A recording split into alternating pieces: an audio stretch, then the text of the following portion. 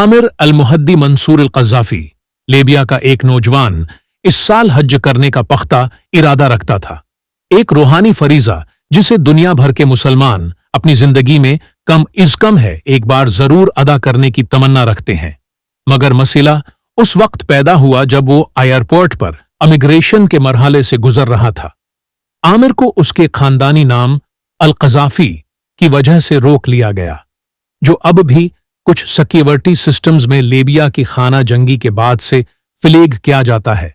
हालांकि उस वाक़ये को एक दहाई से जायद का अरसा गुजर चुका है। जब उसका काफिला जहाज में सवार हो रहा था, आमिर अब भी इमिग्रेशन काउंटर पर रखा हुआ था।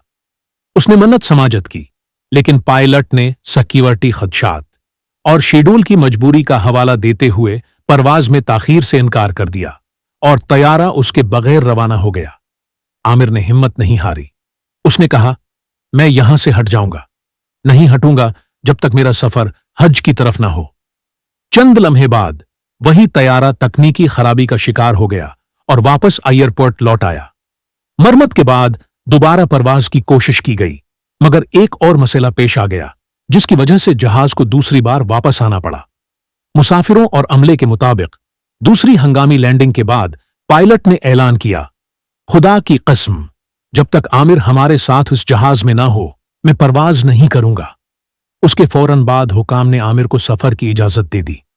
तीसरी कोशिश में जब आमिर जहाज में सवार था, तैयारा बगैर किसी मसले के रवाना हो गया।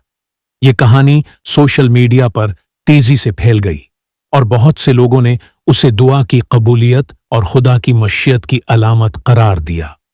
आमिर ने बाद में मकामी मीडिया से बात करते हुए कहा, मेरी सिर्फ यही ख्वाहिश थी कि मैं हज पर जाऊं और मेरा ईमान था कि अगर अल्लाह ने मेरे लिए लिखा है तो कोई ताकत मुझे रोक नहीं सकती।